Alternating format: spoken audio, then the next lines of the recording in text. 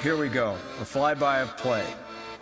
It's got to be serious if the New York Times puts a cover story of their February 17th Sunday magazine about play. Except if you look at that cover, what's missing?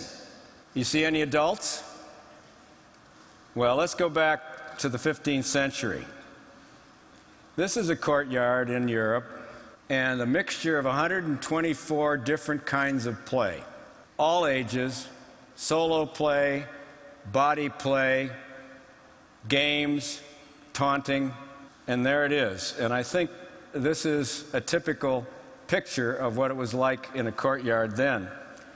I think we may have lost something in our culture. This image is, for humans, the beginning point of play.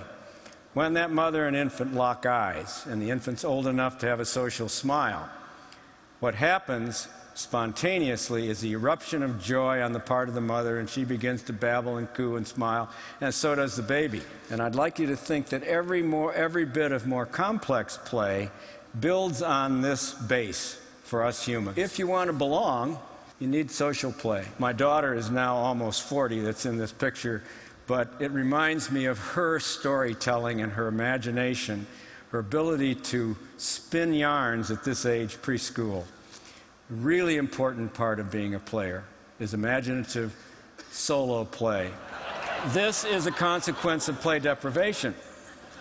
This took a long time. I had to get Homer down and put him through the fMRI and the SPECT and multiple EEGs, but as a couch potato, his brain has shrunk. And the thing that's so unique about our species is that we're really designed to play through our whole lifetime. And we are, by physical anthropologists, by many, many studies, the most neotenous, the most youthful, the most flexible, the most plastic of all creatures, and therefore the most playful. And this gives us a leg up on adaptability. Is that play has a biological place, just like sleep and dreams do. And it's hugely important in learning and crafting the brain. So it's not just something you do in your spare time.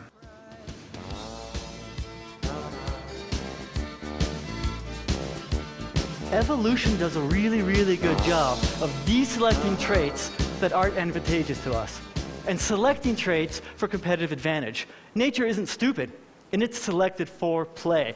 But who do you think, with the biggest brains, are the biggest players? Yours truly, humans. Kids play, we play, of every nationality, of every race, of every color, of every religion. It's a universal thing, we play. And it's not just kids, it's adults too. Really cool term, neoteny.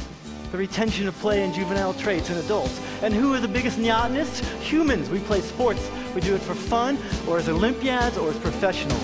We play musical instruments. We dance. We kiss. We sing. We just goof around. We are designed by nature to play from birth to old age. We're designed to do that continuously. To play and play a lot and not stop playing. It is a huge benefit. Just like there's benefits to animals, there's benefits to humans. For example, it's been shown to stimulate nerve growth in the amygdala, an area where it controls emotions. It's been shown to promote pre-frontal cortex development, where a lot of cognition is happening. As a result, what happens? We develop more emotional maturity if we play more. We develop better decision-making ability if we play more. And if we handicap ourselves with play, we handicap ourselves as if we would with any other birthright that we have. We hold ourselves back. We have this concept that the opposite of play is work. But I have news for you. Our thinking is backwards. The opposite of play is not work. The opposite of play is depression. It's depression. In fact, play improves our work. And share your ideas and your success stories of what worked, about reinvigorating our lives, our schools, and our work with play.